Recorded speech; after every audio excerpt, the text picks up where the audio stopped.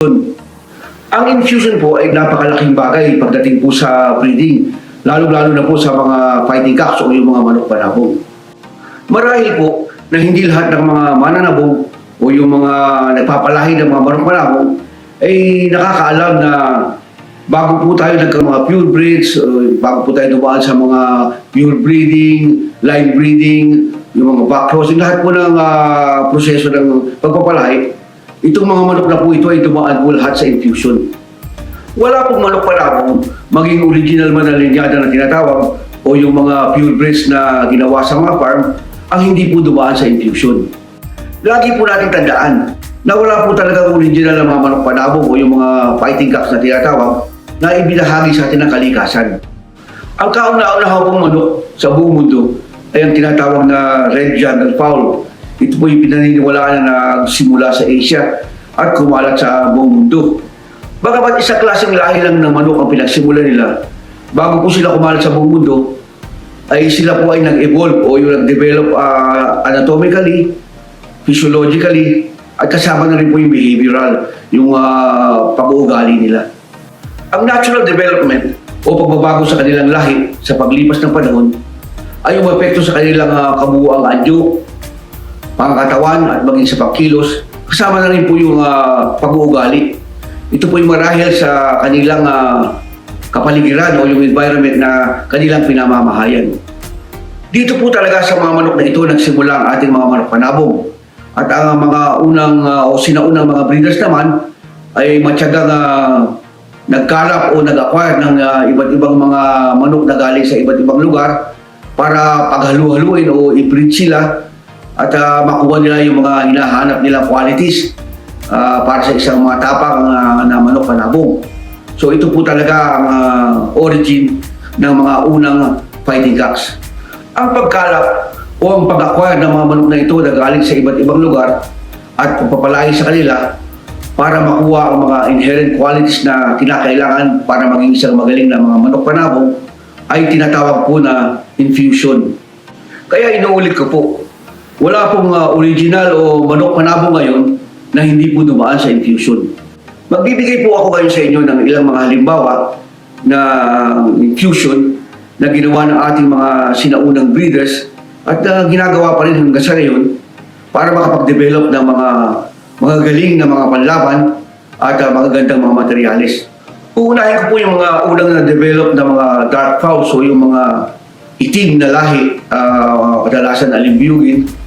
At nung unang labas po, ang mga dark fowls po ay mapapansin nyo na mabilis silang manghina kapag nasusugatan, lalo na pag tumutulo na yung dugo.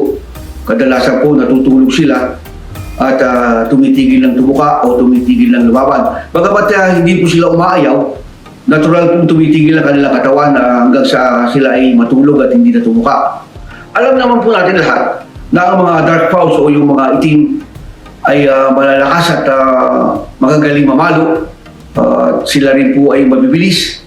Kaya po yung mga modernong breeders na gusto pa rin gamitin ang kanilang likas na galing ay humahanap po ng mga ibang linyada para isalin o infuse sa kanila para mapaglabanan ng kanilang mabilis na panghihina kapag nasusugatan. Kaya kung mapapansin niyo po ngayon, yung mga lumalabas na mga itim na mga linyada na kadalasan ay naririnig nyo at napapanood nyo tulad po ng mga Mel Sims Black, yung mga Bobby Jones na Black McRae at kasama na rin po yung mga Apache Blacks ay bihira na po natin makikita sila yung natutulog sa laban at ito po yung nakikipaglaban na ng hanggang sa huling hininga. Ang pag-infuse po ng mga genes o tinatawag ng dugo na galing sa mga matatapang na manok tulad ng mga white hackle, mga Albanese, kasama na rin po yung mga karamihan ng mga hatches, ang ihinahalo po dito sa mga dark fowl para makapag-produce ng mga linyada na talagang lumalaban hanggang sa huling hininga. Sa ganitong paraan po, ay napapakinabangan pa rin natin ang likas na galing ng mga dark fowls at napapaglabanan natin ang kanilang kahinaan sa pamamagitan po ng paghalo ng ibang mga linyada para sila'y patapangin o patibayin sa laban. Ang isa pa pong halimbawa na ibabahagi ko sa inyo ngayon ay tungkol naman po sa mga roundheads. ito po mga roundheads ay mapapansin nyo, no, na kaya sila tinawag na roundheads sa kadahilan na sila ay mga pikom o yung kambusa. Kaya makikita nyo po na bilog ang kanilang tuktok o yung kanilang ulo na kumpara sa mga straight comb na ano naman, palapad na pahaba ang kanilang tuktok. Ito po mga roundheads ay kadalasan o karamihan ng mga ito ay galing sa Asia o mga Orientals.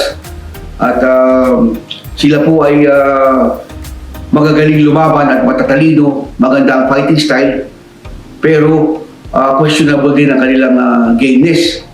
Yun naman po mga sinaunang breeders na may mga malalakas at magagandang mga manok na kanilang na-develop sa pagpapalahi ay nakukulang naman sa fighting style, kaya kadalasan sila ay natatalo ng mga manok na magagandang fighting style. Bagamat malalakas at magaganda ang kanilang mga manok, ay naargabyado sila pagdating sa estilo, sa pagkilos. Kaya itong mga breeders na ito ay nakuha ang ideya na mag-infuse o maghalo ng mga lahi o linyada na magdadagdag sa kanilang mga palahi na malalakas para magkaroon ng magagandang mga fighting style. At ito po ay naisip nila na mag-infuse ng mga roundheads. Kasama na po dito yung mga oriental breeds na kanilang inangkat sa Asia at ginamit sa kanilang pagpapalahi para ma-improve ang kanilang mga fighting cocks o mga panlaban. Sa kanilang pag-infuse o paghalo ng mga lahing orientals na mga kambusa sa kanilang mga na-develop na mga panabong na malalakas, matitibay at magagandang mga manok panabong, ay na-develop po nila yung mga manok na tinawag nilang roundheads dahil po sa naglabas ito ng mga kambusa na dominant sa mga galing sa mga oriental.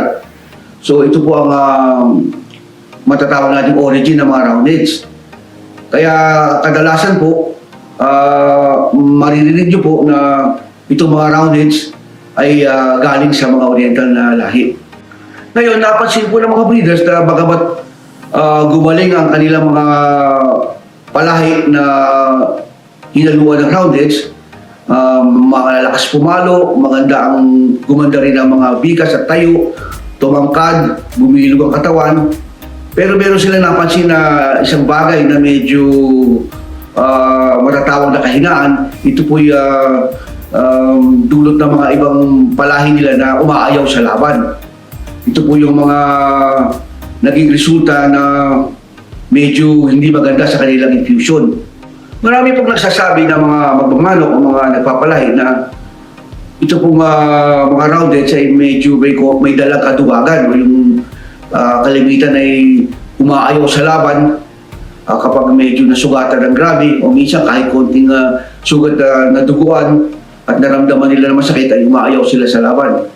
Ang masasabi ko po dito, ang mga manok po ng mga roundheads na kumuha ng ugali sa mga orientals, hindi po sila duwag. Ang talagang nangyayari po sa kanila ay sila yung umaayaw dahil sa matatalino sila. Ang ibig sabihin po, hindi po sila umaayaw dahil sila yung duwag. Umaayaw po sila dahil gusto pa nila mabuhay at lumaban sa ibang araw. Yun po ang ugali ng mga orientals kung mapapansin nyo. Hindi po sila naduduwag sa kabuwang buhay nila, duwag na sila.